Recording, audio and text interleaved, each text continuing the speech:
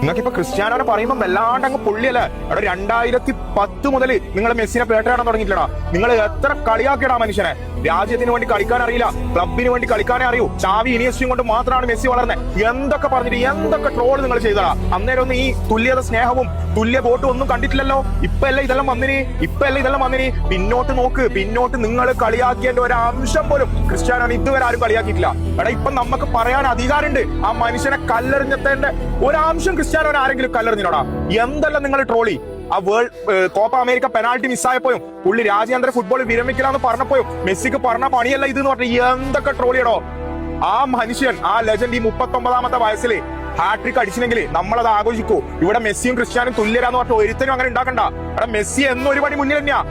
അദ്ദേഹം എനിക്ക് പറയാൻ കിട്ടില്ല. അദ്ദേഹത്തിനെ വിമർശിച്ചതിന്റെയും ട്രോൾ ചെയ്യാനും കളിയാക്കിയതിന്റെയും ഒരു പകുതി പോലും നിങ്ങൾക്ക് കിട്ടിയിട്ടില്ലടോ. ഇപ്പൊ പുതിയ ഓരോ ഇൻഫ്ലുവൻസർമാർ 2 ആൾ ഈക്വലാണ്. ഫുട്ബോൾ അറിയുന്നവർ അങ്ങനെ വിമർശിക്കൂല. ഒന്ന് പോയിവിടേ.